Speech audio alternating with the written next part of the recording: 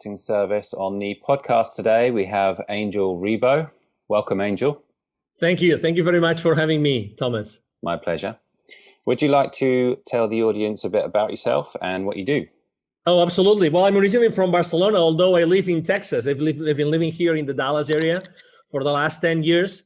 And, in a nutshell, what I do is I help both corporate CEOs and established entrepreneurs to bridge the gap globally for expansion and exposure.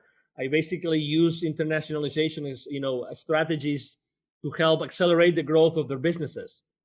That's what I do. And also I have a nonprofit. It's called Wisdom for Kids. And what we do is we help underprivileged kids in Latin America become entrepreneurs using their local resources. So those are basically the two main things I do in my life. Well, on LinkedIn, we've actually had short conversations about that, haven't we? Absolutely. Yeah, I'm very active on LinkedIn. Actually, LinkedIn is I would say the main platform where I conduct my business and my clients' businesses. And actually what I consider myself to be a LinkedIn influencer. Actually, I use my influence to help my clients get their messages and their products and services out to their markets. So yes, exactly.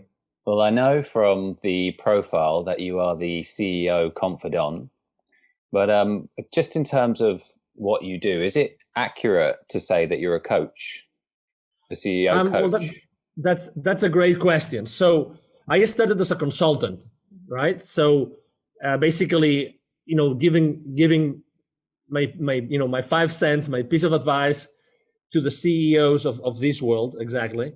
But eventually, I became more of a coach, and not only a business coach, but also, as you said, a CEO coach, in the sense that when you start building trust with your clients, they eventually ask you or ask me, and hey, can you also help me with my position, specifically with the role I have in the company, with my life even.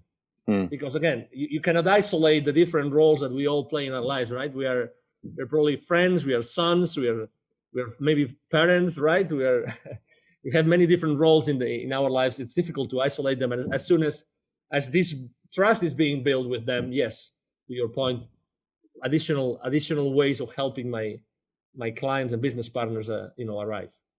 So they might come to you for business help, and then also it might cross over into their personal life. Yes, absolutely. It does very often. Exactly. So what are the common traits of successful CEOs that you have observed? Yeah.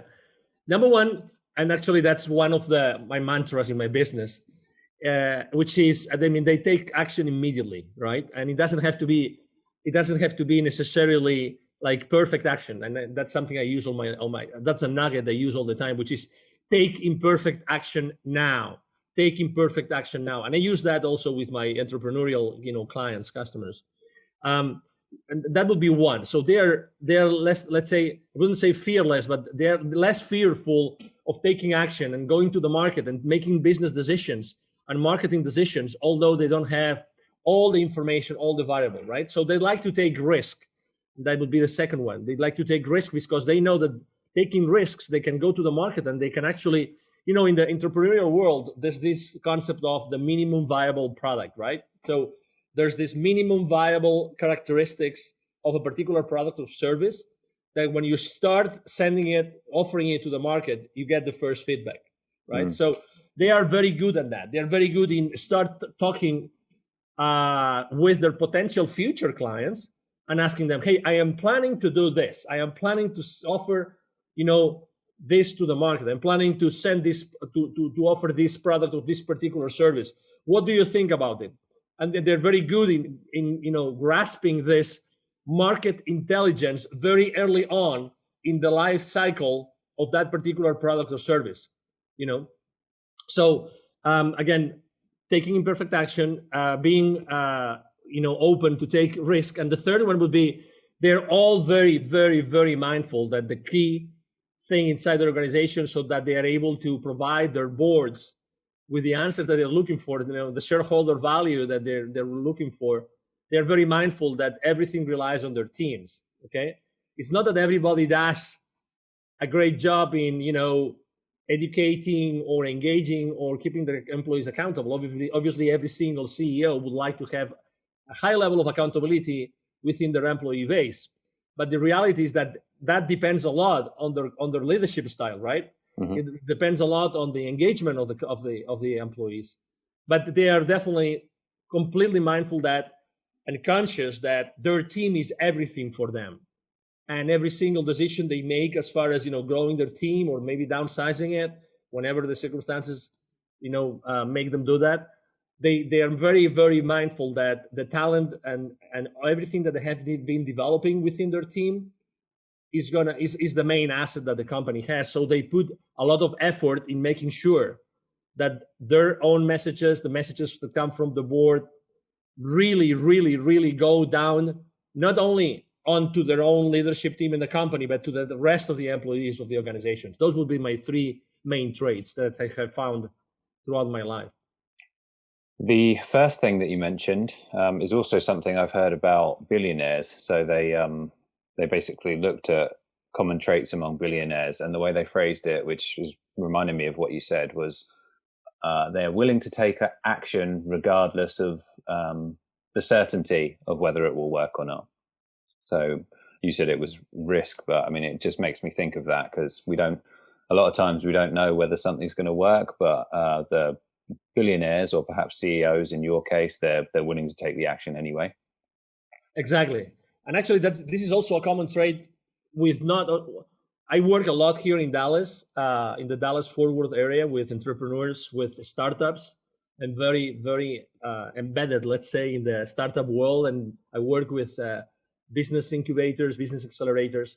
And something that I find in common all the time is that sometimes people say they really want to go to the market early, but they are fearful of going to the market. They are fearful of maybe talking to the market too early because they have this idea and they want to get, hold on to this idea, this concept, and they don't want anybody to know, blah, blah, blah. I would say, I always tell them the same thing. I tell them, I'm afraid that you're looking at the world from a scarcity mindset, right? Because, I mean, of course, there's this, super multi-billion dollar, ideas like, Uber or Airbnb or many others, right? I mean, I understand that. But regardless of that, I think that it's very important that very early on, you get these early wins, that they give you the confidence to keep moving, to keep, moving forward and doing things. And I like to think of organizations. I sometimes, I have my own like frame of reference in my life. I see the life in a very specific, peculiar way. And I think that both people and companies are just energy. That's how I look at the world. They're just energy. So, a company, a startup, it's just a whole, bunch of energy that is being built by one of many different people. But at the end of the day, you want this energy to get into the market, right? You want this energy to touch the market because it's going to be, benefiting the market. It's going to be, bringing additional value to the market in the form of service or product. It doesn't matter. And as Tony Robbins says very well, the amount of wealth that you are able to generate with your business or with your life is totally, proportional to the amount of people that you're able to add value to. So, why being, again, although I know that intellectual property is important, why not going very early on into the market? Just take your chances and start deploying this, start testing it.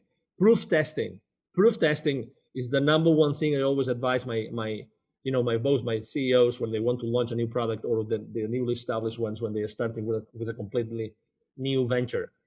Just don't, those precautions, which I understand come from a mindset of scarcity, and not everybody is in agreement with me, but hey, there's enough business, there's enough needs out there in order to fulfill, as much as you would like to offer to them, literally. And if it's not locally, it's going to be in other areas. That's why I'm very strong on internationalization and going international, going global, because there are a lot of products and services that are not only valuable locally, but in many other areas in the world. Well, yeah, so much so. And tell me if this was not what you were going for, but your phrase about the minimum viable product, so much so that it's actually got its own name now, right? So it's in they call it products being in beta. So, we're Mm-hmm. pushing this out and you're going to be the ones that are testing it, right? Is that kind of what you meant? Yes, yes. It's the concept is exactly is very similar. In the entrepreneurial world, they use this term just because you know it's it's it's the minimum viable as far as what? Viable as far as you are able to serve a need, right? Mm. So exactly, it's the earliest stages of a product or of a service, which is exactly the concept of a beta, right? So you are telling your clients, I'm launching this. I would like you, if you were so kind, to test it along with me, and you tell me the feedback. You tell me what you think about it, so we can move forward. Exactly. I think that you know the smartest companies do that. They actually reach out to you and they tell you, would you like to beta test Mm. our next product or service? I think it's extremely smart, and allows you to have this early on feedback from what will happen down the road. So because you've worked with so many of them, what are the common mistakes that a lot of CEOs make? If I had to mention only one, the most important one is definitely that they don't care enough about engagement. They don't educate their teams enough so that they don't feel engaged, and they don't engage, excuse me. And if they don't engage, you cannot keep them accountable. So, So is that with staff engagement? yes, exactly, exactly. That's definitely the one. And as the company grows, you know, one mistake that I see very often is that again, they stop being the leaders that they were in the beginning when the company started. So they little by little they kind of start building the ivory tower kind of thing, and they forget about they're not so involved and engaged with the rest of the team. I would say that's definitely the number one, um, let's say, mistake or challenge they have as soon as they start growing, making sure that they give their teams the right education, so that they really feel that, oh my god, I feel empowered. I really understand that we can do this. Because at the end of the day, we do not have to forget. I mean, you have your own business, Thomas, so we don't have to forget that, or we shouldn't forget that we exist because we put an equity, and we want a high return on that equity. We invested in our business. We invest with our time, which is the most valuable thing that we have in our lives, our time. We invest that time and that money, and we want a return. That's why companies exist, to provide the owners, the shareholders, to provide them with a return, right? That's why we exist. And sometimes we forget that, but what if every single employee was fully aware of the financial implications of their business decisions, right? So that's extremely important. And that actually, it's funny because, as you know, it wasn't the case in Europe, and it's not the case here in the US either. We are not educated, from kindergarten up to 12th grade or high school. We're senior high school. We're not educated on financial, acumen. We're not educated on financial literacy. So even if we have worked for large corporations and then we become entrepreneurs ourselves, we have never received the right level of financial literacy, which allows us to be fully mindful of the consequences of what we do. I It's mean, kind of up to obviously, you, isn't it, if you want to learn about that stuff? exactly. It's but it's funny because we are still, both of us were entrepreneurs, right? We still made the decision of going out to the market, offer our services, and risk it. We risk it every day. Mm. We risk it every day. We go out there, we have our marketing, we have our podcast and exposure and everything, but still we risk it every single day. So if you take this into larger organizations, the reality is that there is a common elephant in the room, and that goes up to C-level as well, to the CEOs, which is not everybody has received the right level of financial literacy. I mean, I was reading the other day a great book that speaks about very basic business concepts, and uh, only 46% of C-level of business operators really understand the basic financial principles of organizations. Only. So it means that there's this big elephant in the room. Excuse me, I just let me take that back. It's 46% of C-levels are able to understand the main financial principles of the organizations. So it's not that they don't understand it. It's just that they have not been trained to do it. Mm. They have not been educated to understand fully the financial implications of the business decisions that they make every single day. That's why that's definitely the number one challenge.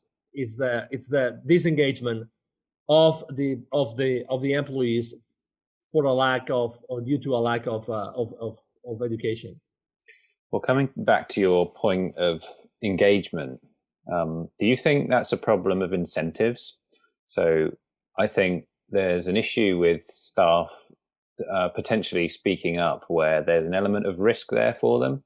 Whereas if they don't speak up about let's say a problem or an issue, they're no worse off than they already are right there. Yeah, you're talking about another of the challenges that companies have, which is managing expectations, right? All the time inside an organization, we are always managing expectations, or our bosses or our peers are managing expectations, and we don't talk about it. There's things that we don't talk about it. To what you just said, just explained, we don't talk about it, but we should talk about. We should be working on a company, in an organization that allows everybody to speak up about anything, anything. We should be able to speak about anything inside the corporation. One of them being incentives. Is incentives an important ingredient in the engagement equation? Absolutely, it is, but it's not the only one. And again, think about your career, right? Think about your career since you had your first job until you had your last job, or even if you have a job right now. Would you trade some of your paycheck for having a better job? A better boss, okay, or a better culture? Would you be willing to forfeit part of your check if you were going super excited every single day to your work, to the company that you're working with? And I would probably say yes, 99% of the time. Yeah, I think there's a lot of evidence to suggest that that's the case. Exactly. Because, when you are excited, you love it. I just love to go to that place and meet with that person and work together with that thing, because it's, again, and that's something also that Tony Robbins says very much, which is the quality of our lives is the quality of our emotions, right? And again, unfortunately, we trade in those emotions for money. So is money a good incentive? Yes. And there's people maybe that are more incentivized by money than others, but still, what about culture? What about culture? What about if you were given all the education? Again, going back to education, what if you were given all the education that you need inside the company, that you feel really empowered, and you feel that you thrive in that organization? Is that going to impact positively engagement? I do feel so. So that's why I believe a lot on very much on money is important. And again, for me also, money is a matter, is a form of energy, right? Which is good, obviously, and we have to pay our bills, and we want to buy our houses, our boats, our airplanes, whatever that is. But still, it's the every single day emotion that we go through and experience, human experience, with our feelings and emotions, that really counts. And when you go back home at night, when you explain how was your day, right? If there's someone at home asking you how your day was, even if it is your dog, right? Your wonderful dog that's looking with his beautiful eyes to you, that he's asking you, I miss you, I miss you, sir, I miss you. How was your day? And you start talking to your dog, I'm sorry to put this comparison here, this metaphor, but I really believe that emotions and feelings make a big difference when you go back home and you reflect about the day that you just had. No, it's the way you want to spend your life, right? So I totally agree with you. Yeah, exactly.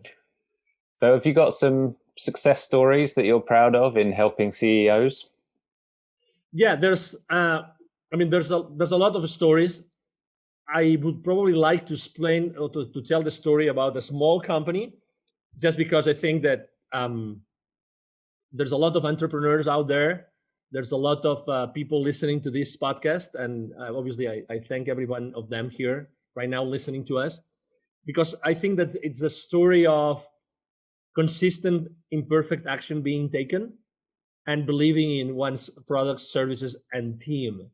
I remember a company that went from literally a few thousands of dollars and having also only 2 employees that I started to work with. I started to support, I started to coach, I started to help them go to the market. I started defining the different, functions of inside the company.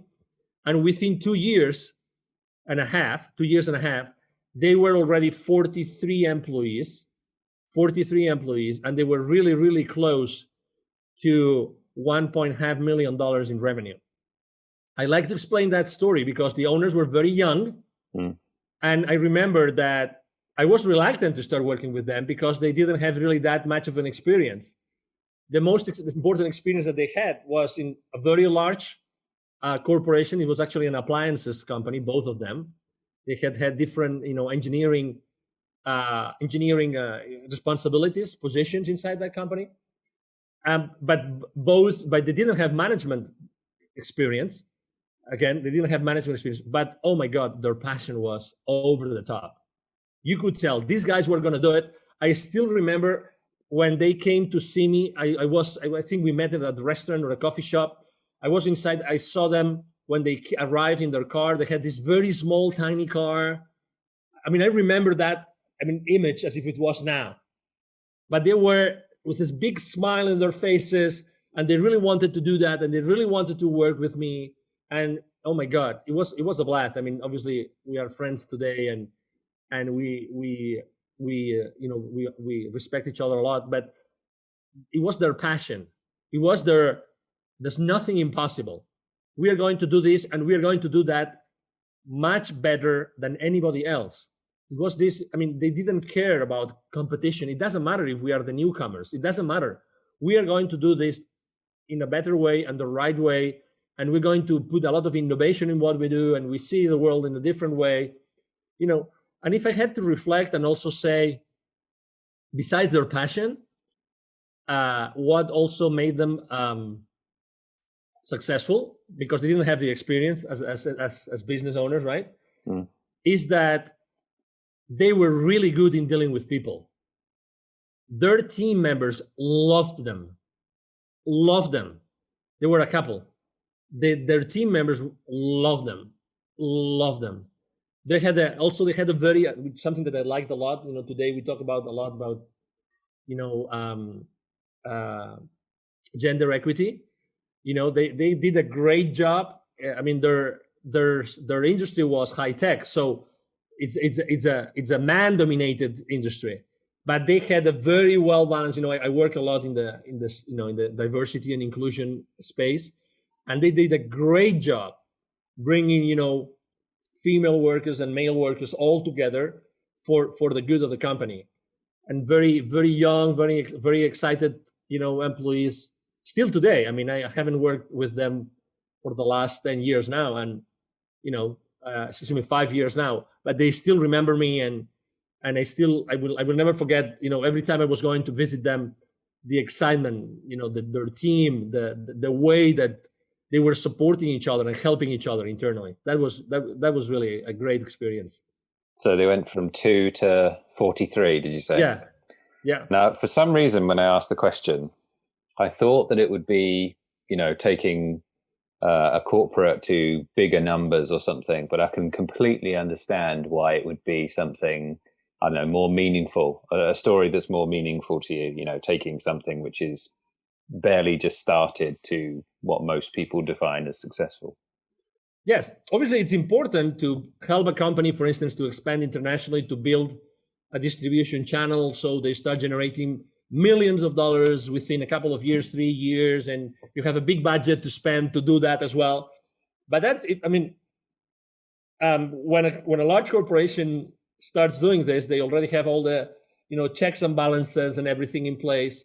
Obviously, it's a nice story, and we help a lot of people, but it's a completely different environment, right? It's a completely different experience as well. Yeah. Because obviously every single one of these 43 means 43 different families. Yeah, it's more personal, isn't it? Yes, it is. So have you noticed some trends or circumstances where a CEO would commonly reach out to you? Yes. Yeah. Number one, I think that, and I'm going to talk about marketing now, right? I think it all depends on how you market yourself. And obviously, I mean, thank you for this opportunity today, because at the end of the day, every time that I expose myself, I'm reaching out to the world, and the world is listening to me, right? So what kind of CEOs, you ask me, what would make them reach out to me? I would say, what makes them be attracted to me? Okay, that's the question I'm going to answer. It's the smile, isn't it? Well, obviously, I mean, it's the attitude. It's the attitude. If you've read that book from this guy that was so many years in the concentration camps in Germany, Viktor Frankl, In Search of Meaning, if you've read that book, he would say that regardless of where you are in the world, even if you are for 5 years, 10 years in a concentration camp, it's your attitude which is going to keep you alive. So it's the same thing. So I think that number one, obviously, people reach out to me because they have something that they want to do, or they have something that they want to get rid of, and they are looking for help. So number one, they are humble enough to ask for help. That's the number one thing. Those CEOs know that they need help, and they think that they could help them, either because of my professional background, or either for the values that I put out there every single time I go out there with any of my marketing strategies, right? You probably have seen that exactly. I'm very active on LinkedIn. I post every single day. I make a mix of my clients' content, my content, very personal things. I actually talk very personal very often. Last year I talked a lot about building bridges and these kind of things, right? I like the comedy. Yeah, exactly. And I like to connect. Like at an emotional level, right? And at a very human level. So I stand for humility. I stand for probably acceptance. I stand for gratitude.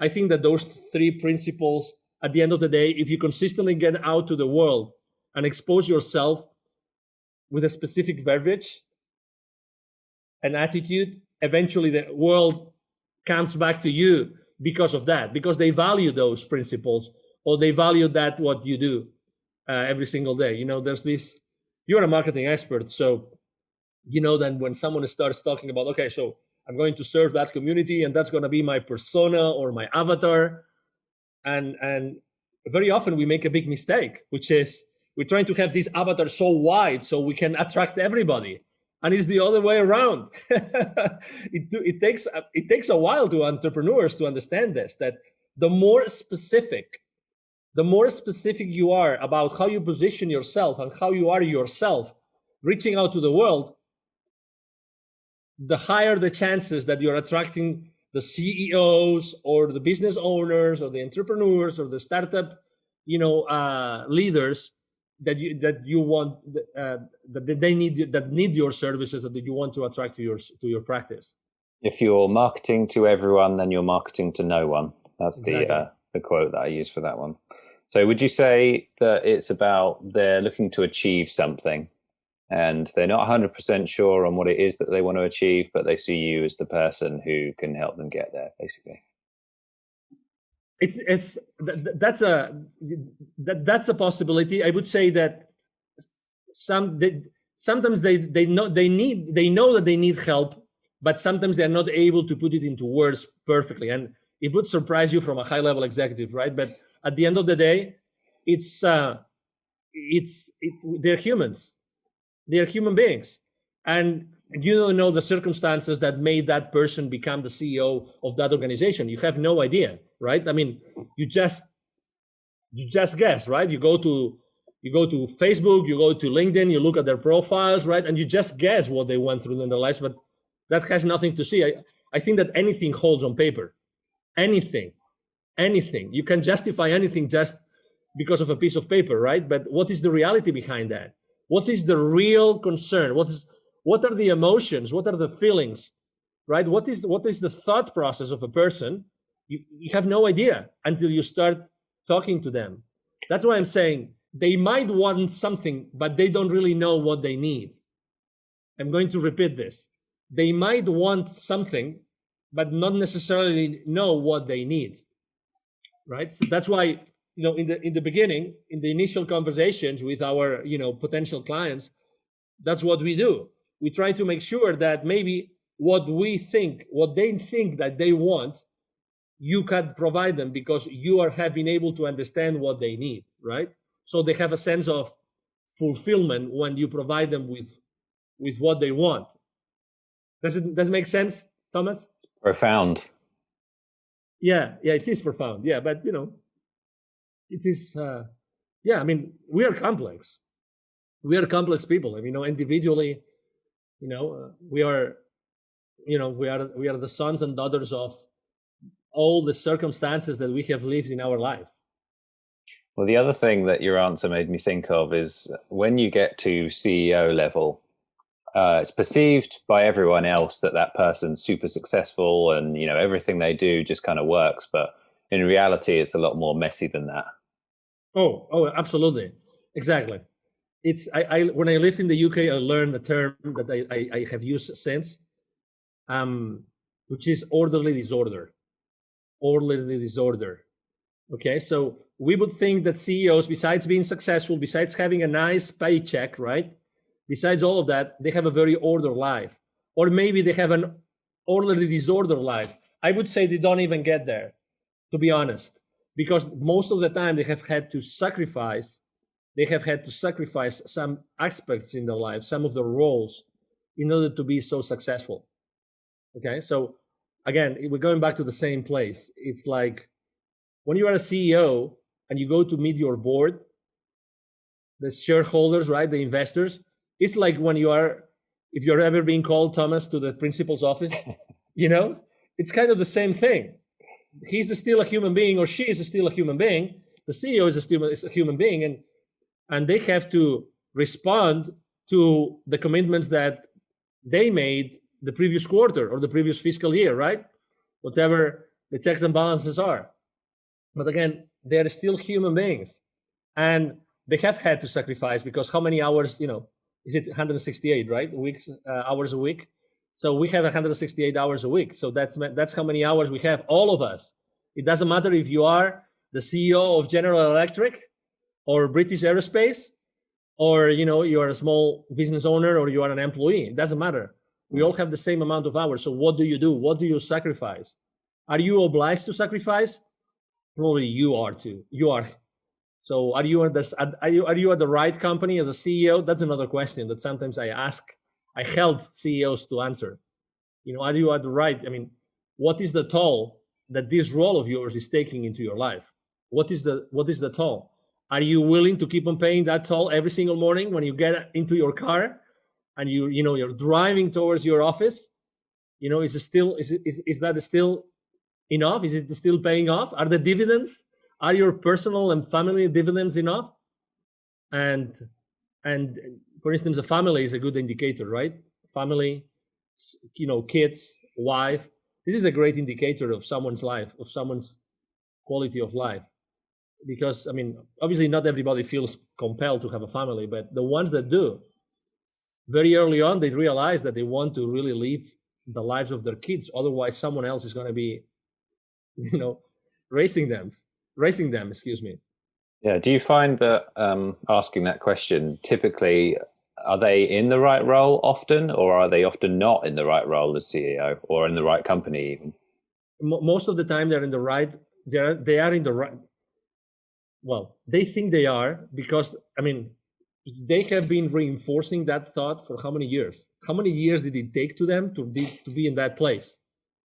So can you imagine how strong those neuronal connections? Let's talk about thoughts, right, and beliefs. Considering the neuroscientists, the people that know much more than me about thoughts and ideas and beliefs, they say that every single idea is a neuronal connection in your brain. The more that connection fires together, it wires together. So imagine someone that has been for their entire lives, firing together those thoughts. I have to do this because I want to reach the summit. I want to reach the summit of my corporate career. I want to do that. I want to do that. So their thoughts are very strong, very strong. So then it's when you ask the right questions is that they start opening themselves and they start valuing and assessing the decisions that they made throughout their lives.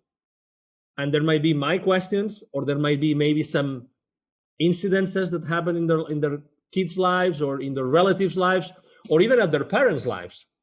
Some people are always very attached to their parents, and sometimes parents obviously they age, they grow older, and sometimes they don't have their kids around or their children around to help them as they age. So yeah, so I think there's always a discovery there.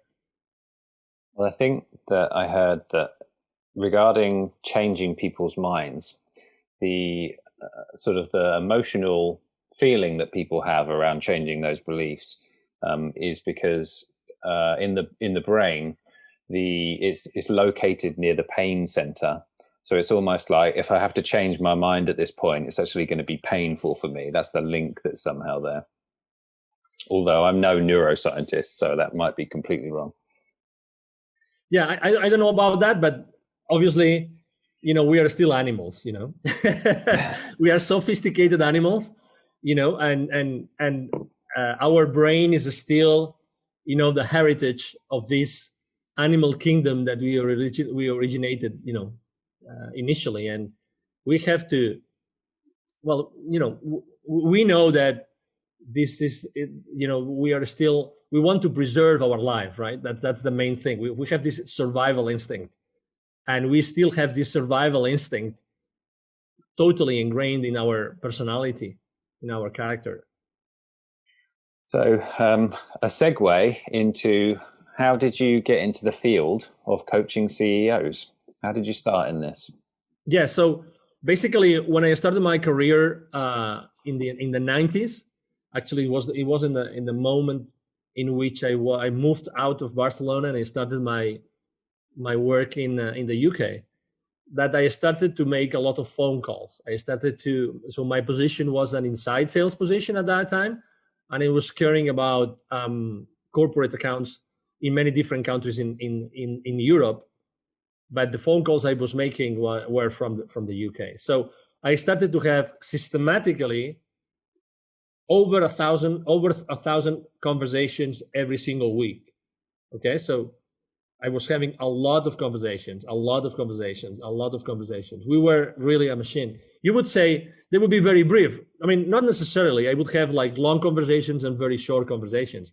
But when you start talking to people, and most importantly, listening to people, you realize that we don't have different problems as human beings. We all have a lot of the same problem. And it's fear for one reason, for another. We feel uncomfortable, we feel unease, whatever that is. And that relates to our company, it relates to a business, it relates to our employees, it relates to our finances. But at the end of the day, we all have the same thing, which is we are fearful for something. There's something that we would like to feel more comfortable about, right? And that's, so when you do something systematically, and when you do something over and over and over and over again, you start seeing, commonalities. You start saying that, oh my God, maybe there's something here that I'm realizing. I'm realizing that if I listen properly and if I ask questions, I'm realizing that I'm giving these people with the right level of, trust, or with the right level of, not trust, confidence, excuse me. We use the same word in Spanish. So, and that's when I realized, oh my God, I really can do that. And also something is that I was very good in dealing with gatekeepers. So I would reach out to C-level executives with some frequency. So I realized that, again, these people were, exactly the same way that the people at the bottom. You know, maybe they were more scarce in time. I get that, right? Because they have a lot of things to do in a single day. I get that. But at the end of the day, they're human beings. And the good thing about people at that level is that they don't get any we would say BS in the UK, in the US, right? You understand what I mean? So it's good to have a very direct conversation. Mm-hmm. So they don't, you don't have to go around the bushes. It's great. I love to be direct. I love to be in a conversation in which, we spend 5 minutes and not 30 minutes, or we spend 10 minutes and not, 1 hour. You know what I mean? I like to have a straightforward conversation. So this is the deal. This is what I would like to do. This is what I would like to accomplish, blah, blah, blah. I like that. Maybe that's the only difference. But to your question again, it's realizing that when you do something consistently, you realize that people really want to be heard. And you are good in listening, and you are good in analyzing what they are saying. That's what got me started. You made a lot of progress in that, and you thought, I can do this. And then what was the steps after that? Well, I have to say that I started to do that while I was in corporate America. So that was part of my role. So even if it was not written in my job description, because coach is like a soft skill to be considered in the job description in a corporate environment, right? But in reality, the people I was working with, and I was throughout my corporate career, I was actually coaching a lot of CEOs, both for growing their businesses and for making buying decisions. So I started to do that consistently. So again, it's like my frame of reference was different. So even though I was always developing business, so like selling, right? Developing businesses for different companies and helping companies develop their businesses, I was always myself on that spot of being a coach. It's like I made the decision myself of being a coach, not only being someone that would be there to tell them you have to do this, this, this, this, and this. And if you don't do this, you're going to fail. And then when we review the sales forecast, no, you didn't do this. You have to do this, this, this, this, and this. It's a decision that you make, right? And I think that, very honestly, Thomas, I think that comes from your upbringing. That comes from your heart. That comes from when you have a relationship with someone. Where does your relationship start from? I think that it's a common denominator in your life, that you start every single relationship from the same place. I really felt like that myself. Honestly, I really felt myself being in that place of, I was always coaching, like asking questions, trying to understand, right? Trying to understand. And I think, again, I connect that very much with my heart, with like listening to my heart's voice, regardless of my degrees, my computer engineering degree, my MBA, regardless. It's like we are human beings. And what can I do to help you? Good answer. I got a list of questions here, and this particular question, there's a context behind it, and that is, I'm sure you've heard the stats before about CEOs working a certain number of minutes per day, the actual productive work that they do. Are you aware of that statistic at all? No, I'm not. I think it's, in a working day, in a normal average working day, they get, I'm fudging the numbers a bit, but it's like an hour and 20 minutes of actual solid work or whatever it might be. And the question is, what would you say is the activity a CEO does the most? And that's the context for that question. I think it's I would say talking to the rest of the organization, mainly the leadership team, to make sure that the organization is aligned. That would be my number one thing. So it's essentially communication. Yes. Okay, that's very interesting, because it just means that the emphasis on that particular skill is very high then, right? Yes, I think that you have to be a good, again, it's you are the CEO or you are the leader of the organization. Who are you? The CEO or the leader, right? I believe that the real leaders, are the CEOs I work with are the real leaders of the organization.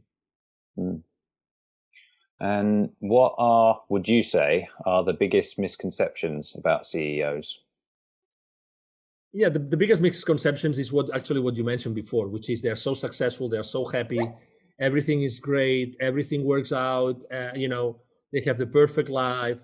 That would definitely be one of them. I actually have a very interesting example to mention, which is a real, this guy was running a multi-thousand employee company in the healthcare sector here in the US. And I will never forget what he was telling me. Actually, we became friends, so I meet with him from time to time, and he always tells me I would sacrifice all my wealth, and so that he made an exit of multi-hundred millions of dollars. He made an exit. So the caliber of his wealth. I would sacrifice all my wealth for having the family that you had. Wow. That's a true story. I would sacrifice all my wealth, all of it, for having the beautiful family that you had. Presumably because in order to become a CEO, you're neglecting the rest of your life, right? Mm-hmm. Yes. And So do you, interestingly enough, he's a people's man. In this case, he's a man. I mean, he gets along with people a lot, but exactly, he sacrificed that part of his life, and it's never too late, right? It's never too late, but there's things that with age they become more complicated. so for people who might be watching this that would want to become a CEO, and they're smart enough to be able to know that that's a problem, what would you say to someone who's essentially trying to have both? Put your priorities right. Put your priorities right. I think that you can achieve both, but you have to put your priorities right since the very beginning, and make the different roles in your life support each other. Sometimes we believe that we can only be one thing or another. How can one thing help me be the other, right? So how can you involve, maybe, I mean, there's CEOs that bring their families to their companies. I mean, I don't mean like employees, but maybe they bring them just to show them things that can help them. They bring their kids because they want their kids to be inspired. So and some others try to keep both worlds very separated, very different, right? Very, one aside from the other, one apart from the other. But I would say that get your priorities right very early on in your career, and number two, and make sure that you always think of your life as a pyramid, that every single stone supports each other. Okay, it's not like every single stone in that pyramid supports each other, and then when you start growing, I think that one of the things that we unfortunately don't do well in life, and that's due to the education that we receive, is that we don't ask enough. We don't ask enough, and I think that's a common denominator inside in the corporate world too, is that we don't set the right expectations, or we don't ask enough, or we don't ask enough questions to the right people expressing what we can do and what we want to do for that organization.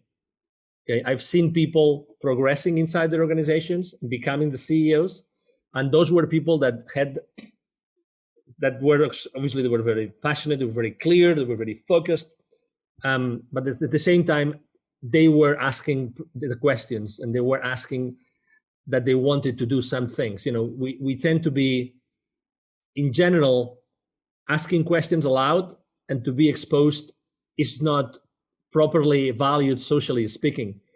It's identified as you don't fit in because you ask that uncomfortable question. I think that we all should. If I started my life again, all right, if I started my life again, I would probably ask more questions and continuously ask questions and ask to receive. And there's a universal law here, which is the law of reciprocity. I think that we don't receive enough because we don't ask enough. I think there's probably also an issue there with, I think that human beings feel like they're more transparent than they are.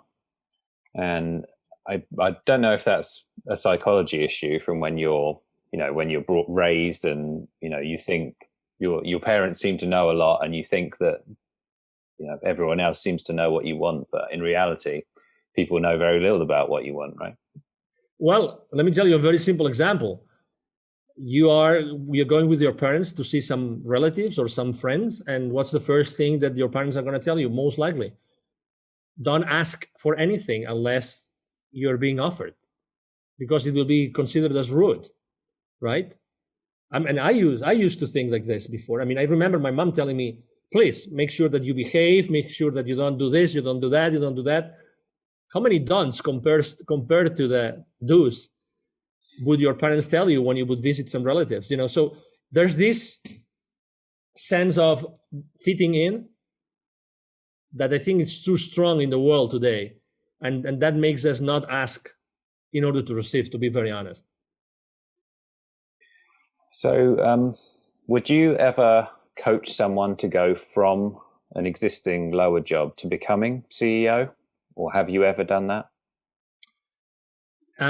That's a great question. I haven't done that. I've seen people around my clients in the organizations I've been working with, but I haven't personally done it. But would I be able and willing to do it? Yes, because I've been able to help people at different levels of the organization, right? So, but going back to the marketing thing, you have to be very focused on what you do, right? So, could I do that? Could I offer someone to do that? Yes. I have not offered it as a service. I have not publicized it. I haven't, throw it to the world out there. But could I do it? Yes, because So you wouldn't decline it, but you know who your customer is, which is CEOs essentially. Yes. So I wouldn't decline such a request from someone. If someone asked me to do it, I wouldn't say no. I would say yes, because also I believe that you have to always. I mean, even myself. I mean, I put myself out of my comfort zone every single day because I like not because I like to feel uncomfortable, but because I just like to test myself. It's like a podcast interview. Actually, you don't know what the host is going to ask you. Even if they provide you with a list of questions, it doesn't matter. Still, there can be a lot of different questions which are going to be asked, and maybe you are not comfortable answering. Honestly, I believe that every single podcast interview I'm giving, it's a growth opportunity for me. Totally. Well, they can.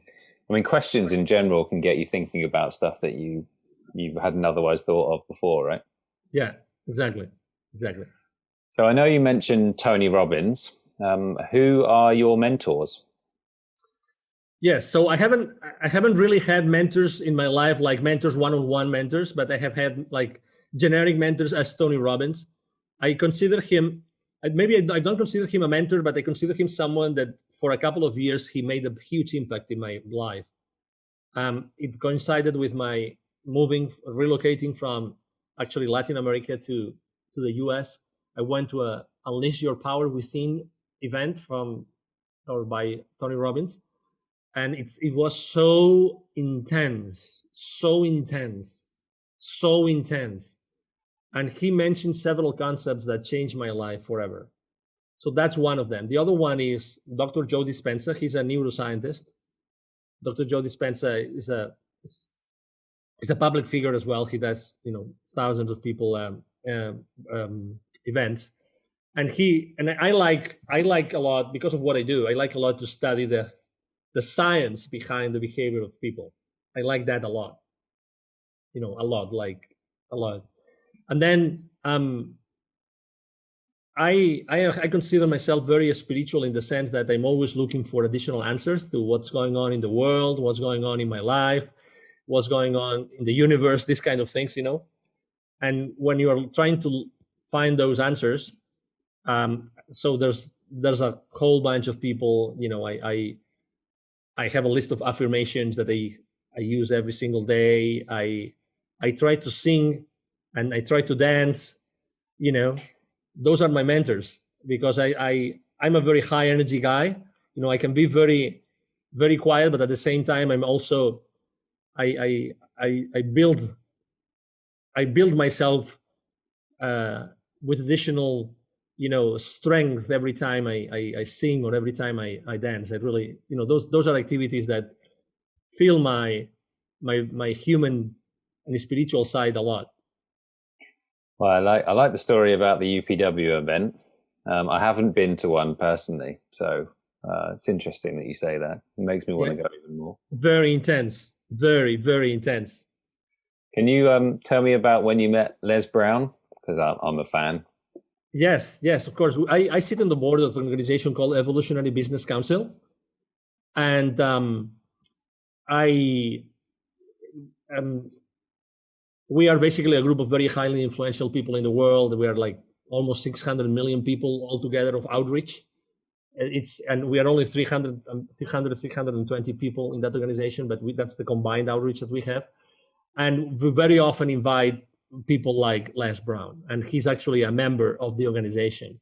Okay, so we invited him, and we were together in Costa Rica, and we had a blast. We were like 4 or 5 days together. It was a very small event, and we became very close. I mean, we have now common friends, and there's people that in his team, and he is actually I have interviewed him for my activities. I remember one time I did a telethon, like a 22 hour straight of live interviews on Facebook, and one of my interviewees was actually Les Brown.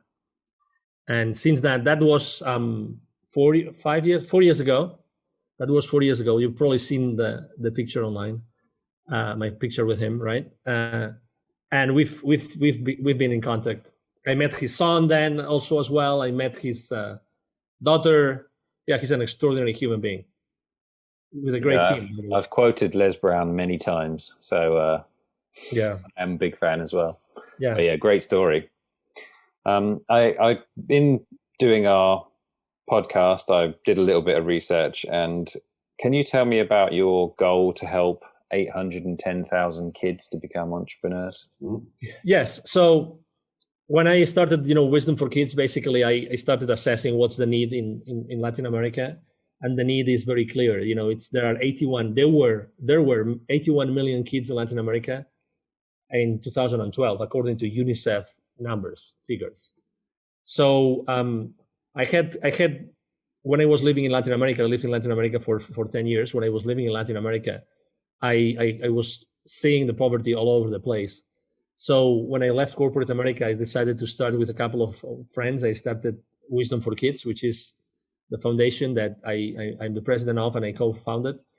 And what we do is we help underprivileged kids in Latin America become entrepreneurs using the local resources. So basically, I saw this huge opportunity of helping kids with my entrepreneurship skills and my friends' entrepreneurial skills, and also to connect those worlds, the worlds of the very highly influential people in Latin America I had met when I was coaching, because I coached a lot of people in Latin America, a lot. I lived there for 10 years. And to bring this world down to or in connection with the most underprivileged people in the world, which are the kids, right?